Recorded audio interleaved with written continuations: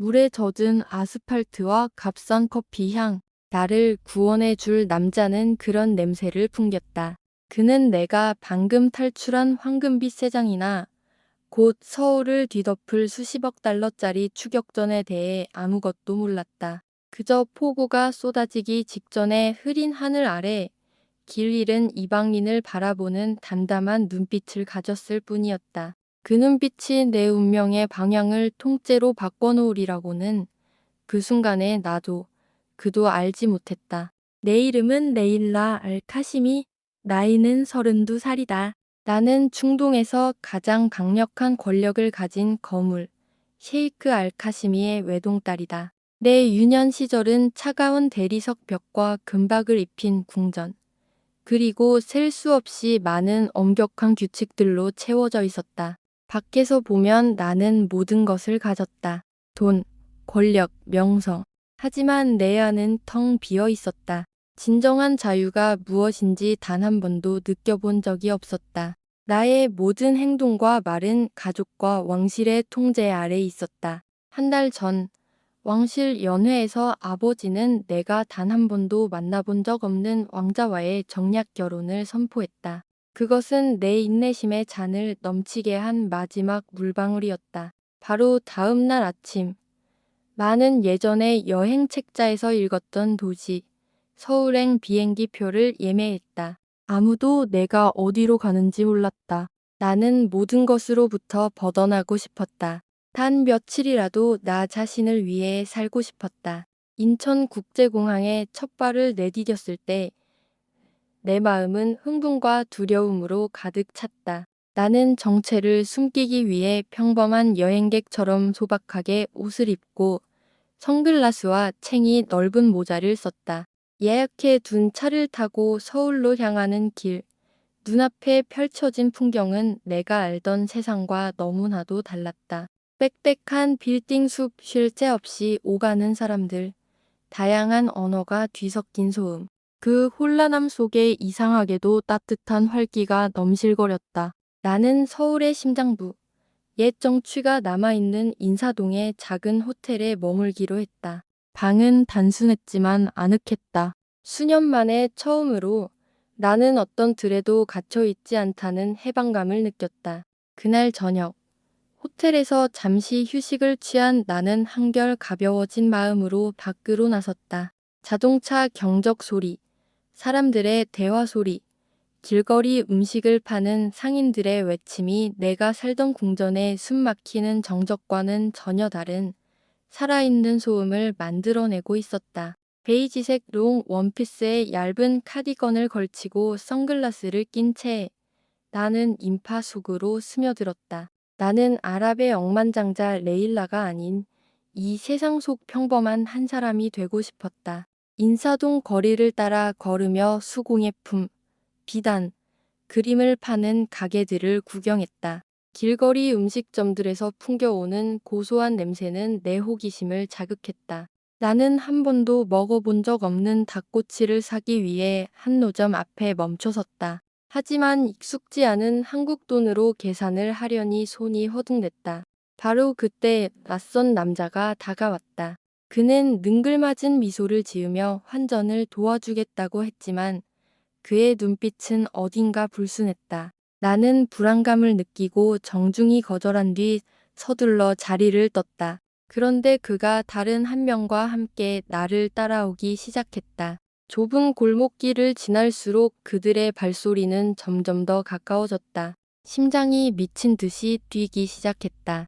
나는 길도 모른 채 무작정 빨리 걸었지만 그럴수록 더욱 어둡고 좁은 골목으로 빠져들었다. 마침내 두 남자가 내 앞뒤를 막아섰다. 한 명이 내 가방을 거칠게 잡아챘다. 공포에 질려 비명을 지르려던 순간 나는 길가에 서 있던 한 남자와 부딪혔다. 낡은 군용 티셔츠에 평범한 청바지를 입은 키가 크고 다부진 체격의 한국 남자였다. Are you okay? 그가 서툰 영어로 물었다. 그의 목소리는 낮고 차분했지만 이상하게도 따뜻했다. 나는 당황해서 더듬거렸다. 팔로, 헬프 미. 더 이상의 설명은 필요 없었다. 그는 내 뒤에 있는 두 남자를 힐끗 쳐다보더니 나에게 자기 등 뒤로 서라는 손짓을 했다. 그는 단단한 목소리와 날카로운 눈빛으로 내가 알아들을 수 없는 한국말을 내뱉었다. 그의 위압적인 기세에 두 남자는 주춤했다. 한 명이 욕설을 내뱉더니 위협적인 눈빛을 마지막으로 던지고는 어둠 속으로 사라졌다. 나는 안도의 한숨을 내쉬었지만 심장은 여전히 진정되지 않았다. 그가 나를 돌아보며 부드럽게 미소 지었다. 괜찮아요. 이제 안전합니다. 배가 여전히 떨고 있는 것을 보고 그는 호텔까지 데려다 주겠다고 제안했다. 조금 망설여졌지만 그의 곁에서 느껴지는 안정감에 나는 고개를 끄덕였다. 호텔로 돌아가는 길에 그는 자신을 소개했다. 이름은 이준호. 예전에 특전사 스페셜 포시즈로 복무했고 지금은 서울에 살며 여러 가지 일을 하고 있다고 했다. 그가 군인이었다는 사실에 나는 놀랐다. 어쩐지 그의 반응이 그토록 바르고 단호했던 이유를 알 것 같았다. 호텔에 도착하자 나는 그에게 연신 고맙다고 인사했다. 준호 씨는 그저 온화하게 웃었다. 별거 아닙니다. 서울에서는 다들 이 정도는 서로 돕고 살아요. 하지만 이해관계와 계산으로 얽힌 세상에서만 살아온 나에게 그의 아무런 데가 없는 친절은 너무나도 희귀하고 귀한 것이었다. 떠나기 전 준호 씨가 말했다. 레일라 씨, 만약 내일 괜찮다면 제가 서울 구경을 시켜드릴게요. 더 이상 혼자 다니지 마세요. 나는 잠시 망설이다가 동의했다. 왜인지 모르겠지만 그의 눈을 보고 있으면 마음이 놓였다. 다음 날 아침, 호텔 창문으로 부드러운 햇살이 스며들 때 나는 낯설고 평화로운 기분으로 잠에서 깼다. 시종이 문을 두드리는 소리도, 비서가 일정을 재촉하는 소리도 없었다. 오직 나와 작은 침대, 그리고 밖에서 기지개를 켜는 서울이라는 도시뿐이었다. 어제 준호 씨가 했던 말이 떠올랐다. 망설임 끝에 나는 용기를 내어 그에게 문자를 보냈다. Would love to explore the city with you today. 몇 분 후 답장이 왔다. 좋아요. 9시에 호텔 앞에서 기다릴게요. 정확히 9시. 내가 로비로 내려가자 준호 씨는 이미 그곳에 서 있었다. 오늘은 하얀 셔츠에 청바지를 입은 모습이 어제와는 또 다른 단정함을 풍겼다. 그는 여전히 따뜻한 미소를 지으며 서툰 영어로 나를 맞았다. 굿모닝, 레디 포솔 트립. 그의 어색하지만 귀여운 발음에 나는 웃음을 터뜨렸고 한결 편안해진 기분을 느꼈다. 준호 씨는 나를 인사동 깊숙한 골목에 있는 작은 식당으로 데려갔다. 그곳에서 나는 처음으로 진짜 서울의 설렁탕을 맛보았다. 이건 꼭 먹어봐야 해요. 한국 사람이라면 누구나 좋아하는 음식이에요. 그가 추천했다. 처음에는 길거리 음식이 낯설어 조금 걱정했지만 한 숟가락 맛본 순간 나는 그 깊고 진한 국물 맛에 완전히 매료되었다. 아침 식사를 마친 우리는 본격적인 탐험을 시작했다. 준호 씨는 나를 오토바이 뒷자리에 태웠다. 내가 상상도 해보지 못했던 경험이었다. 바람이 머리카락을 스치고 서울의 거리가 생생하고 활기차게 눈앞에 펼쳐졌다. 그는 경복궁, 남산타워, 동대문 시장 등 서울의 명소들을 차례로 보여주며 인내심 있게 설명해 주었다. 한국의 역사와 문화에 대해 이야기하는 그의 목소리에는 자부심이 가득했다. 나는 그의 말 한마디 한마디에 귀를 기울이며 그가 가진 자신의 나라에 대한 애정을 느낄 수 있었다.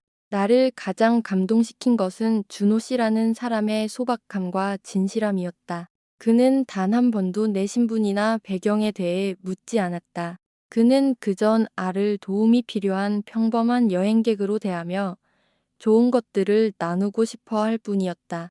점심 무렵, 우리는 한강변이 한 공원에 자리를 잡았다. 우리는 캔맥주를 마시며 잔잔하게 일렁이는 강물을 바라보았다. 내가 물었다. Why did you help me yesterday? You didn't even know me. 그는 웃으며 대답했다. 그냥 도움이 필요해 보였으니까요. 원래 세상은 그렇게 서로 돕고 사는 거죠. 가끔은 전혀 모르는 사람이 진심으로 나를 도와줄 때도 있는 법이고요. 그의 말에 나는 순간 숨을 멈췄다. 내가 살던 세계에서는 모든 도움이 대가를 가졌다. 돈이거나 혹은 은혜라는 이름에 빚이거나. 하지만 준호 씨는 달랐다. 그와 접촉할수록 나는 이 남자에게 세상에서 보기 드문 진정성이 있다는 것을 깨달았다. 그 진정성은 나를 감복시키는 동시에 그에 대한 호기심을 더욱 키웠다. 그날 오후 나를 호텔에 데려다 주며 준호 씨가 조심스럽게 물었다. 내일은 서울 근교로 나가 볼래요? 훨씬 조용하고 평화로운 곳이 있어요. 나는 망설임 없이 고개를 끄덕였다. 황금빛 벽 뒤에 살던 내가 어째서 이 한국 남자의 오토바이 뒷자리에 앉아 소박한 것들을 탐험하는 일에 이토록 설레는 것일까? 다음 날 아침 호텔 로비로 내려가자 준호 씨가 기다리고 있었다. 오늘은 짙은 녹색 티셔츠를 입은 모습이 강인해 보였다. 그는 나를 보며 미소 지었다. 준비됐어요? 오늘은 도시를 벗어나 정말 평화로운 곳으로 갈 겁니다. 나는 기대감에 부풀어 고개를 끄덕였다. 오토바이는 작은 길들을 지나 점점 도심을 벗어났다. 양옆으로는 푸른 농과 바람에 흔들리는 대나무 숲이 펼쳐졌다. 매연도, 소음도 없었다. 오직 새소리와 흙냄새, 그리고 높고 넓은 하늘뿐이었다. 나는 깊게 숨을 들이쉬었다. 마치 다시 살아나는 기분이었다. 준호 씨는 나를 남한강 근처의 한 마을로 데려갔다. 여기는 제가 군 생활할 때 1년 정도 주둔했던 곳이에요. 여기 사람들은 아주 친절하죠. 우리는 작은 민가에 들렀다.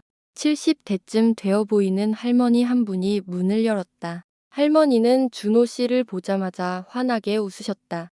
아이고, 이놈의 준호. 오랜만이네, 이 녀석. 준호 씨는 나를 할머니께 소개했다.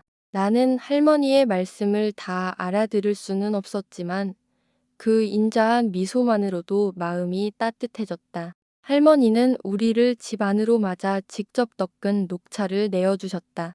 나는 진짜 시골의 차를 맛볼 수 있었다. 혀끝은 떨궜지만 목으로 넘기자 달콤한 여운이 남았다. 준호 씨는 할머니와 정겹게 이야기를 나누다가 가끔 나를 위해 통역을 해주었다. 그가 군인이었을 때 마을 사람들을 도와 홍수를 막고 아이들에게 글을 가르쳐 주었던 이야기들이었다. 나는 처음으로 그의 또 다른 면을 보았다. 거리의 불량배들을 조다내던 강인한 모습뿐만 아니라 묵묵히 희생하고 헌신했던 사람의 모습이었다. 그 후 준호 씨는 나를 강가의 너른 들판으로 데려왔다. 갈대밭이 끝없이 펼쳐져 있었고 석양이 그 위로 부서져 내리며 반짝였다. 나는 신발을 벗고 부드러운 흙 위를 맨발로 걸었다. 그가 나를 보며 웃었다. 여기에는 황금도, 보석도 없어요. 오직 이 하늘과 들판뿐이죠. 하지만 자유는 값을 매길 수 없는 겁니다. 그의 말이 내 마음을 깊이 파고들었다.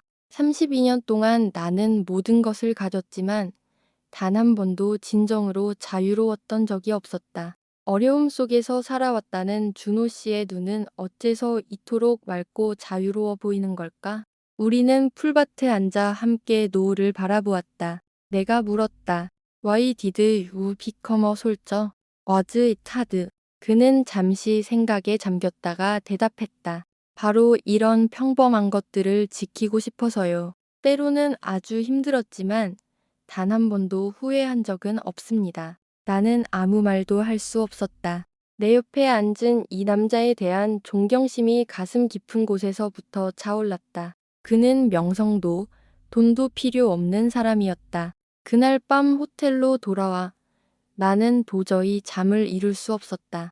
갈대밭에서의 오후, 준호 씨의 소박한 미소, 그의 말 한마디 한마디가 머릿속을 맴돌았다. 아주 낯선 감정이었다. 한편으로는 그를 더 많이 만나고 이 땅의 이야기를 더 듣고 싶었다. 하지만 다른 한편으로는 내가 지금 왕국을 탈출한 도망자 신세라는 사실이 나를 짓눌렀다. 이자유의 모든 순간이 언제든 끊어질 수 있었다. 나는 휴대폰을 켰다. 개인 비서와 오빠에게서 온 수십 개의 메시지가 쌓여 있었다. 레일라, 어디 있는 거야? 왕실 전체가 걱정하고 있어. 아버님께서 대노하셨다. 당장 돌아오지 않으면 모든 것이 끔찍해질 거야. 국제경찰에 실종 신고가 접수됐다. 제멋대로 사라질 수 있을 거라 생각하지 마. 손이 떨렸다. 언젠가 이런 일이 닥칠 줄 알았지만 이렇게 빠를 줄은 몰랐다. 평생을 황금빛 감옥에 갇혀 살다가 이제 겨우 며칠 자유를 맛보았는데 그들은 나를 다시 그 세상으로 끌고 가려 하고 있었다. 나는 어떤 메시지에도 답하지 않고 휴대폰을 꺼버렸다. 하지만 나에게 남은 시간이 많지 않다는 것을 직감했다. 다음 날 아침, 나는 다시 준호 씨를 만났다. 그는 여전히 밝고 따뜻했다. 우리는 서촌의 작은 카페에 앉아 커피를 마셨다. 준호 씨가 물었다. 피곤해 보여요. 무슨 일 있어요? 나는 잠시 망설이다가 그에게 진실의 일부를 털어놓았다. 내가 평범한 관광객이 아니며 가족들이 나를 전 세계적으로 찾고 있다는 사실을. 이야기를 들은 준호 씨는 한동안 말이 없었다. 그는 어떤 판단도 없이 그저 내 눈을 똑바로 바라보았다. 레일라 씨가 누구인지는 중요하지 않아요. 하지만 당신이 원한다면 당신이 안전하다고 느낄 때까지 내가 도와줄게요. 그의 말에 눈물이 쏟아질 뻔했다. 처음으로 누군가가 내 신분이나 돈, 가문에 대해 묻지 않았다. 그는 오직 내가 안전한지에 대해서만 관심을 가졌다. 바로 그 순간, 카페 안에서 두 명의 낯선 남자가 우리 쪽을 주시하고 있다는 것을 깨달았다. 그중 한 명은 아버지의 경호원으로 일했던 자였다. 그들이 여기까지 찾아온 것이다. 나는 공포에 질려 준호 씨의 손을 꽉 잡았다. 그는 즉시 상황을 파악했다. 가요. 지금 당장 여기서 벗어나야 해요. 그가 낮지만 단호하게 말했다. 준호 씨는 나를 데리고 카페 뒤쪽의 좁은 골목으로 빠져나갔다. 그는 오토바이를 몰아 복잡한 골목길을 이리저리 누비며 추격자들을 따돌렸다. 낯선 동네의 작은 찻집에 멈춰 섰을 때 나는 가쁜 숨을 몰아쉬었다. 그들이 이렇게 빨리 올 줄은 몰랐어요. 준호 씨가 내 어깨에 손을 얹었다. 그의 눈빛은 진지했다. 지금부터 한국에 조금 더 머물고 싶다면 더 조심해야 해요. 제가 돕겠지만 당신의 진짜 계획이 뭔지 말해줘야 해요. 나는 그를 보며 혼란스러운 마음을 감출 수 없었다. 나도 몰랐다. 내가 아는 것은 단 하나. 아직 서울을 떠나고 싶지 않다는 것. 그리고 이 남자를 떠나고 싶지 않다는 것이었다. 나는 작게 대답했다. 모르겠어요. 하지만 아직 돌아갈 준비가 안 됐어요. 준호 씨는 길게 한숨을 쉬더니 이내 미소를 지었다. 그는 속삭였다. 일단 휴대폰은 완전히 꺼두세요. GPS나 위치 추적이 켜지는 앱은 절대 쓰면 안 돼요. 제가 방법을 생각해 볼게요. 나는 고개를 끄덕였다. 손은 여전히 미세하게 떨리고 있었다. 왕실 전용기를 타던 고귀한 공주가 이제는 쫓기는 신세가 된 것이다. 준호 씨는 나를 강 건너 잠실에 있는 친구의 오피스텔로 데려갔다. 그곳은 눈에 띄지 않고 사람들의 왕래가 적은 곳이었다. 가는 내내 그는 백미러를 주시하며 아무도 따라오지 않는지 확인했다. 나는 그의 허리를 꽉 끌어안았다. 오토바이에서 떨어질까봐 무서워서가 아니었다. 나를 둘러싼 모든 것들이 두려웠기 때문이었다. 안전한 오피스텔에 들어서잔 아는 겨우 안도의 한숨을 내쉴 수 있었다. 준호 씨가 내게 물을 건네며 부드럽게 말했다. 여기서 며칠 지내요. 제 친구는 믿을 만한 사람이에요.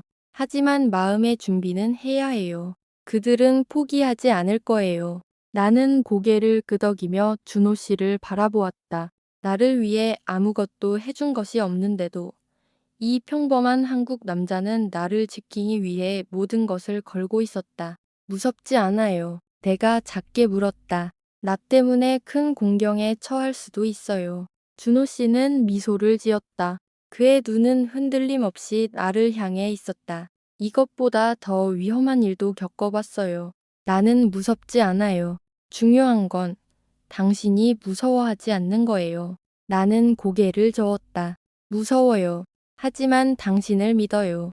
그날 밤 나는 작은 오피스텔 창밖으로 보이는 서울의 야경을 바라보았다. 도시는 아무 일 없다는 듯 평화롭게 빛나고 있었다. 준호 씨는 내 옆에 앉아 있었다. 우리는 아무 말도 하지 않았지만 그의 존재만으로도 나는 안전함을 느꼈다. 밤 9시쯤 준호 씨가 경찰에 있는 친구로부터 전화를 받았다. 준호야, 내부 공지가 떴어. 사우디아라비아 외교대표부에서 인물수색 협조 공문을 보냈어. 사진도 이미 공항, 기차역, 주요 호텔에 다 배포된 상태야. 준호 씨는 미간을 찌푸렸다. 그는 나를 돌아보며 말했다. 상황이 복잡해졌어요.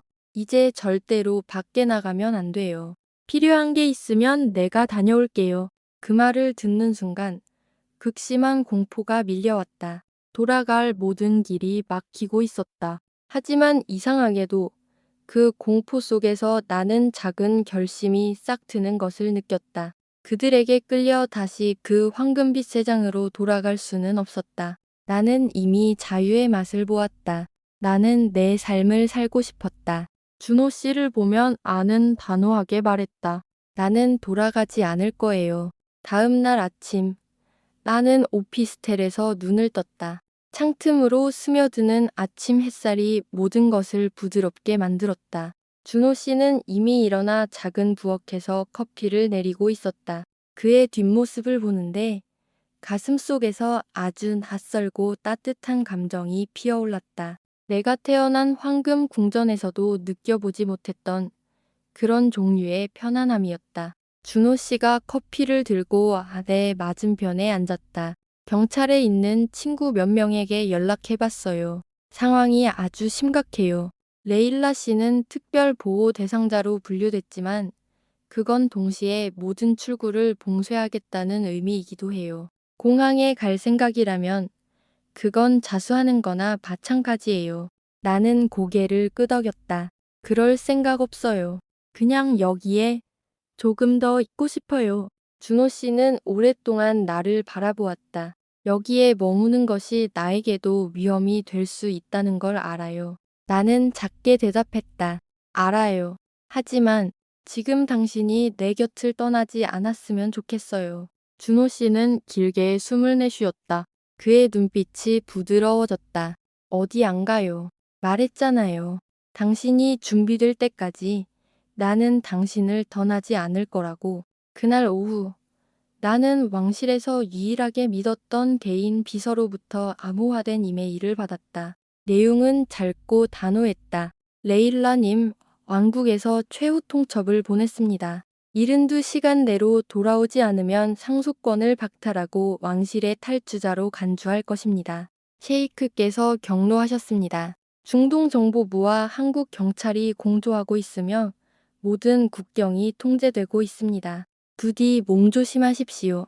제가 멀리서나마 돕겠습니다. 이메일을 읽고 나자 손발이 차갑게 식었다. 상속권 박탈. 그것은 내가 모든 것을 잃는다는 의미였다. 하지만 이상하게도 나는 후회스럽지 않았다. 오히려 마음이 가벼워지는 것을 느꼈다. 나는 준호 씨에게 작게 말했다. 어쩌면 이게 내가 진짜 자유로워질 기회일지도 몰라요. 준호 씨가 내 손을 잡았다. 그가 먼저 내게 손을 댄 것은 처음이었다. 후회하지 않겠어요? 돌아가면 당신은 여전히 모든 것을 가진 억만장자 공주예요. 하지만 여기서는 평범한 사람일 뿐이고 어쩌면 쫓기는 신세가 될 수도 있어요. 나는 그의 눈을 똑바로 바라보며 단호하게 대답했다. 후회하지 않아요.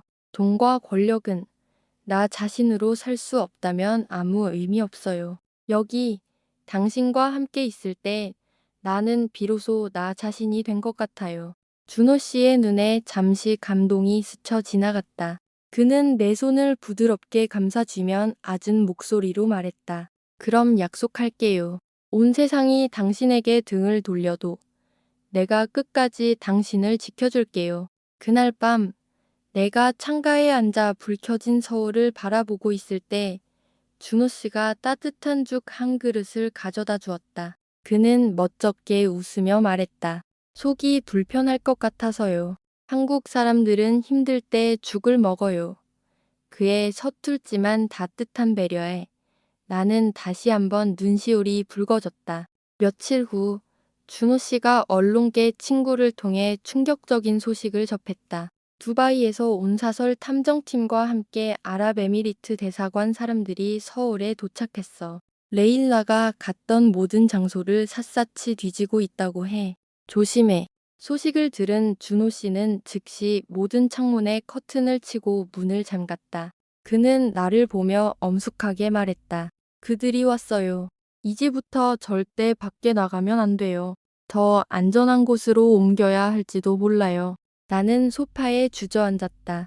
마음의 준비를 했지만 그들이 정말로 한국 땅을 밟았다는 사실에 공포가 밀려왔다.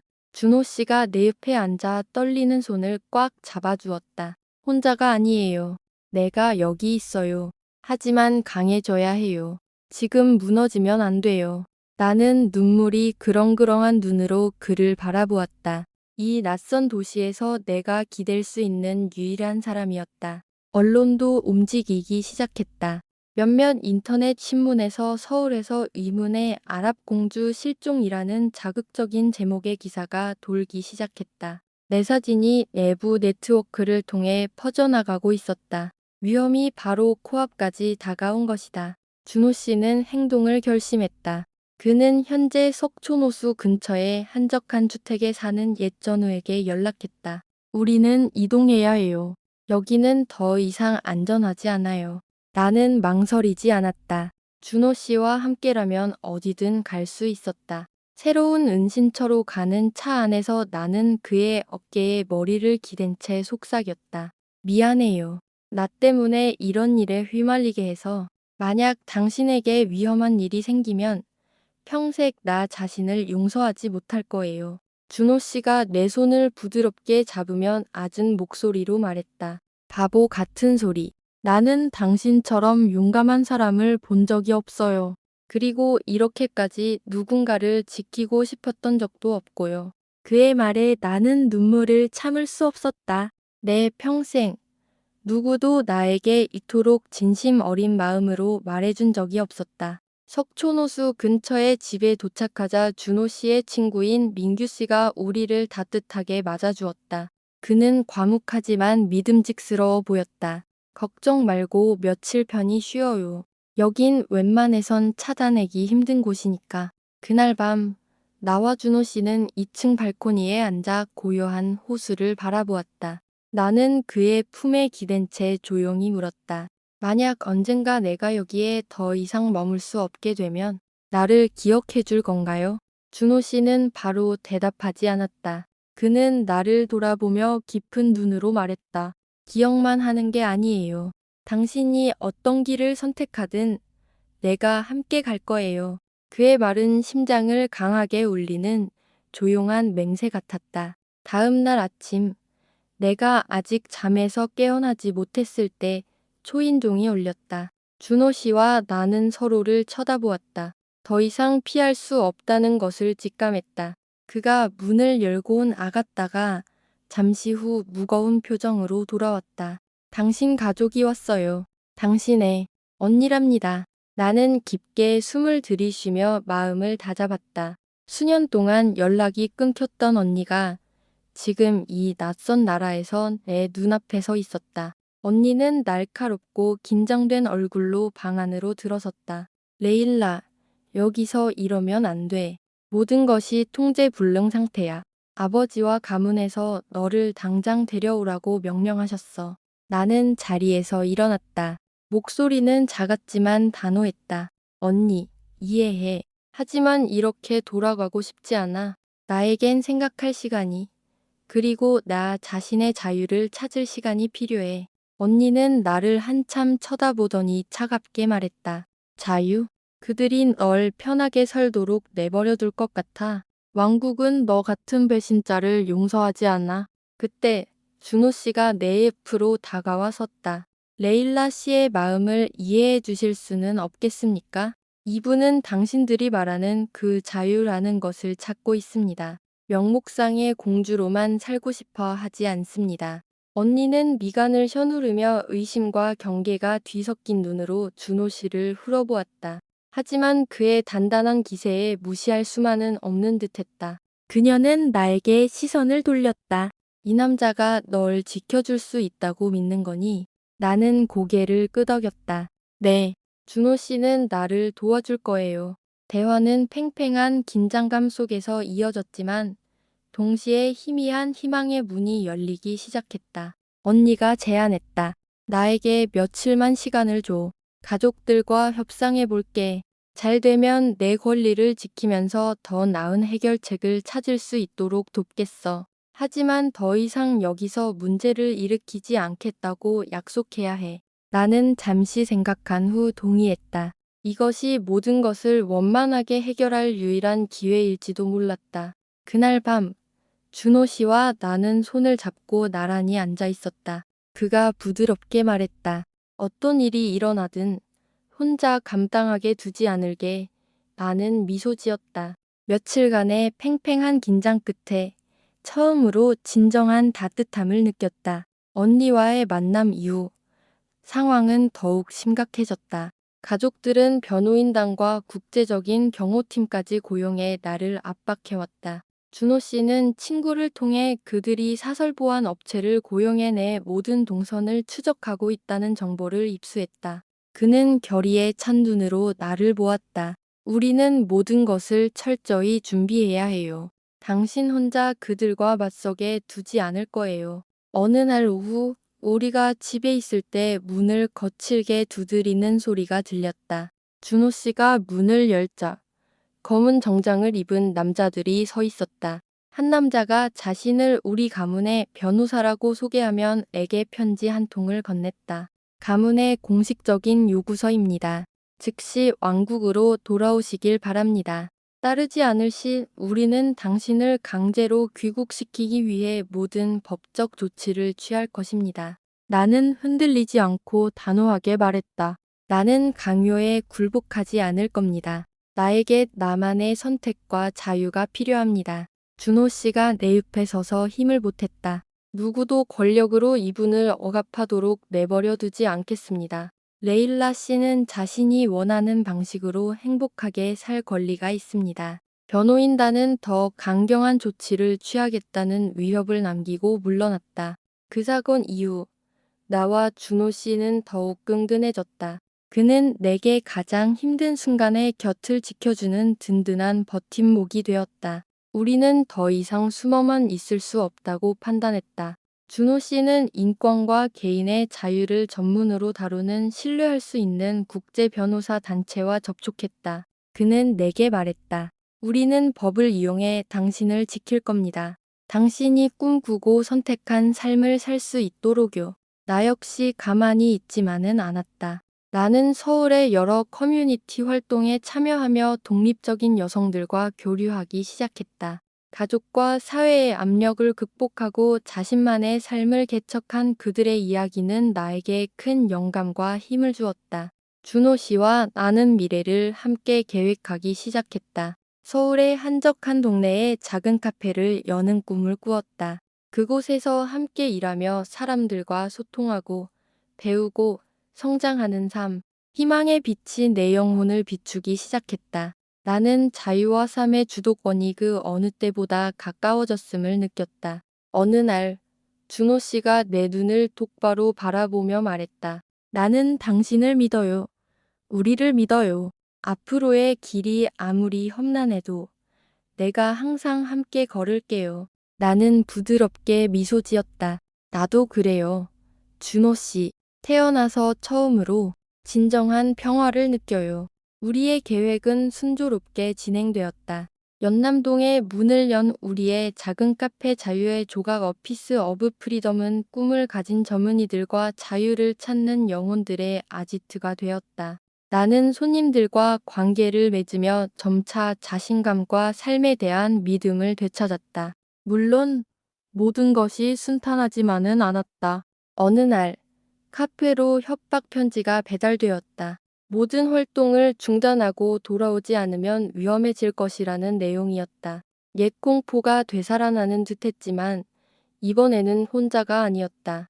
준호 씨가 내 곁에서 단호하게 말했다. 물러서면 안 돼요. 그들이 협박할수록 우리는 더 강해져야 해요. 우리는 경찰과 변호사에게 이 사실을 알리고 카페의 보안을 강화했다. 어려움 속에서 나는 아랍에 있는 옛 친구로부터 뜻밖의 도움을 받기도 했다. 그녀 역시 비슷한 상황을 겪고 지금은 여성을 돕는 단체에서 활동하고 있었다. 이 연결은 나에게 정신적으로나 법적으로나 새로운 기회를 열어주었다. 그러던 어느 날 뜻밖의 인물에게서 전화가 걸려왔다.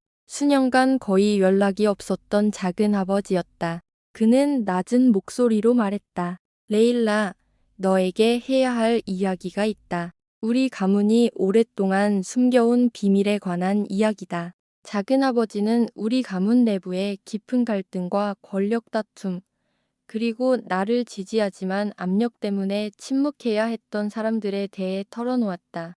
이 소식은 나에게 충격과 동시에 희망을 주었다. 내가 시작한 커뮤니티 프로젝트가 언론의 주목을 받기 시작하면 나는 독립과 자유의 상징으로 알려지게 되었다. 시간이 흘러 우리의 노력은 결실을 맺기 시작했다.